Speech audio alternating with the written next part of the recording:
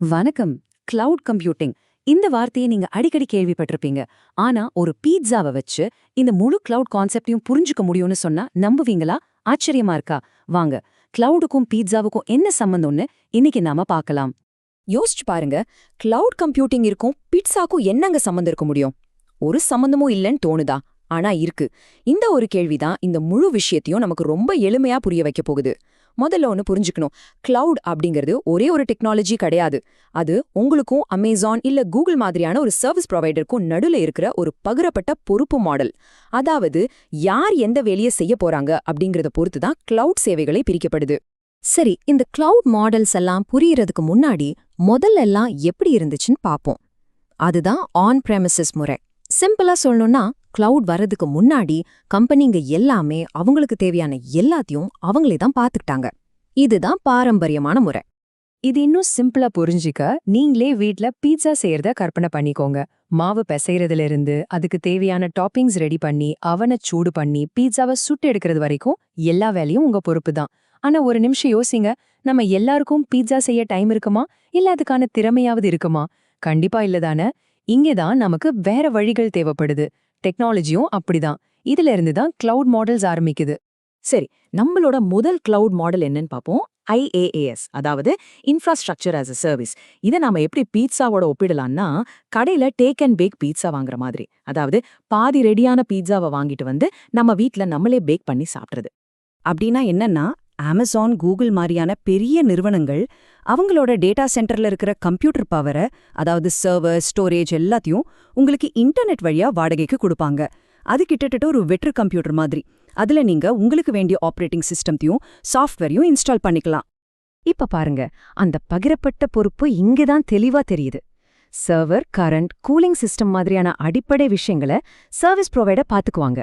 ஆனா அந்த சர்வர்ல என்ன ஓஎஸ் போடணும், என்ன சாஃப்ட்வேர் இன்ஸ்டால் பண்ணணும், அதோட பாதுகாப்பு, இது எல்லாமே உங்க பொறுப்பு.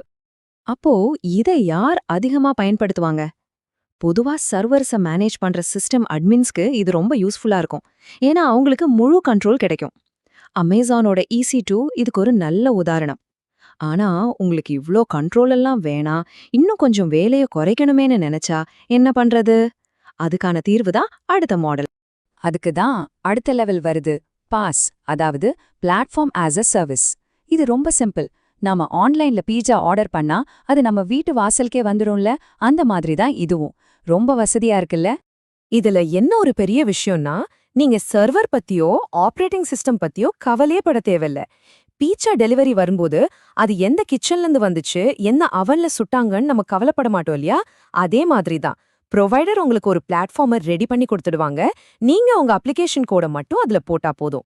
சோ இங்க என்ன ஆகுதுன்னா, பொறுப்பு இன்னும் கொஞ்சம் சர்வீஸ் ப்ரொவைடர் பக்கம் போயிடுது. IaaSல நம்மளே பாத்துக்க வேண்டிய ஆப்ரேட்டிங் சிஸ்டத்தை கூட இப்போ ப்ரொவைடரே பாத்துப்பாங்க. உங்க முழு கவனமும் உங்க அப்ளிகேஷனை உருவாக்குறதுலயும் உங்க டேட்டாவை மேனேஜ் பண்றதுலயும் மட்டும்தான் இருக்கும். சொல்லப்போனா இது சாஃப்ட்வேர் டெவலப்பர்ஸ்க்கு ஒரு வரம் மாதிரி. அவங்க சர்வர் அப்டேட்ஸ் பத்தியெல்லாம் கவலைப்படாம ரொம்ப வேகமா புதுசா அப்ளிகேஷன்ஸை உருவாக்க முடியும். ஹெரோக்குவும் கூகுள் ஆப் என்ஜினும் இதுக்கு சூப்பரான உதாரணங்கள். சரி, இப்ப நம்ம எல்லாருமே யூஸ் பண்ற ரொம்ப ரொம்ப சிம்பிளான ஒரு கிளவுட் மாடலுக்கு போகலாம். ஃபைனலா நம்ம லிஸ்ட்ல இருக்கிறது SaaS, அதாவது சாஃப்ட்வேர் ஆஸ் அ சர்வீஸ். இதுதான் வசதியோட உச்சகட்டம். நேரா ஒரு ரெஸ்டாரண்ட்டுக்கு போய் ஆர்டர் பண்ணி சாப்பிடுற மாதிரி. நமக்கு எந்த வேலையுமே இல்ல. இதுல நீங்க எதையுமே இன்ஸ்டால் பண்ணவோ மேனேஜ் பண்ணவோ தேவையே இல்ல. சாஃப்ட்வேர் ஏற்கனவே ரெடியா இருக்கும். நீங்க உங்க பிரவுசர் வழியா லாகின் பண்ணி யூஸ் பண்ண ஆரம்பிச்சிடலாம். எவ்வளவு சிம்பிள்னு பாருங்களே. ஹார்ட்வேர், ஆப்ரேட்டிங் சிஸ்டம், சாஃப்ட்வேர், அப்டேட்ஸ்னு டெக்னிக்கலான எல்லா விஷயத்தையும் ப்ரொவைடரே பாத்துக்குவாங்க. உங்க வேலை உங்க அக்கவுண்ட்டை உருவாக்கி அதை யூஸ் பண்றது மட்டும்தான். உண்மையை சொல்லணும்னா, நம்மள முக்காவாசி பேர் தினமும் SaaS தான் யூஸ் பண்ணிட்டு இருக்கோம். நம்ம யூஸ் பண்ற ஜிமெயில், நெட்ஃப்ளிக்ஸ், ஜூம், இது எல்லாமே SaaS சேவைகள் தான். இதோட முக்கியமான நன்மை என்னன்னா, இது ரொம்ப எளிமையானது. யாரு வேணாலும் உடனே யூஸ் பண்ணலாம். ஓகே, இப்போ இந்த 3 மாடலையும் ஒன்னா வச்சு ஒரு முழு படத்தையும் பார்க்கலாம் வாங்க. இத நீங்க ஒரு ரெஸ்டாரண்ட் மெனு கார்டு மாதிரி கூட நினைச்சுக்கலாம். உங்க தேவை என்னவோ அதுக்கேத்த மாதிரி சரியான சர்வீஸ நீங்க செலக்ட் பண்ணிக்கலாம். இந்த ஸ்லைட பாருங்க. எல்லாமே ஒரே இடத்துல எவ்ளோ அழகா இருக்கு. IaaSங்கிறது டேக் அண்ட் பேக் மாதிரி சிஸ்டம் அட்மின்ஸ்க்கு முழு கண்ட்ரோல் கொடுக்குது. PaaS பீட்டா டெலிவரி மாதிரி டெவலப்பர்ஸ்க்கு வேகத்தையும் வசதியும் கொடுக்குது. கடைசியா SaaS ரெஸ்டாரண்ட்ல சாப்பிடுற மாதிரி நம்மள மாதிரி யூசர்ஸ்க்கு ரொம்ப எளிமையா இருக்கு. இங்க நீங்க புரிஞ்சுக்க வேண்டிய முக்கியமான விஷயம் ஒன்னே ஒண்ணுதான். உங்க கண்ட்ரோல் குறைய குறைய உங்க வசதி அதிகமாகும். கடைசில எது சரியான தேர்வுங்கிறது உங்க தேவையை பொறுத்தது தான். உங்களுக்கு அதிக கண்ட்ரோல் வேணுமா இல்ல அதிக வசதி வேணுமா? இதுக்கு நடுவுல நீங்க எடுக்கிற ஒரு முடிவு தான் அது.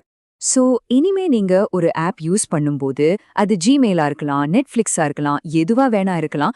ஒரு செகண்ட் யோசிச்சு பாருங்க. நீங்க பீட்சாவை வீட்ல செய்றீங்களா, டெலிவரிக்கு ஆர்டர் பண்றீங்களா, இல்ல ரெஸ்டாரண்ட்ல உட்கார்ந்து சாப்பிடுறீங்களா?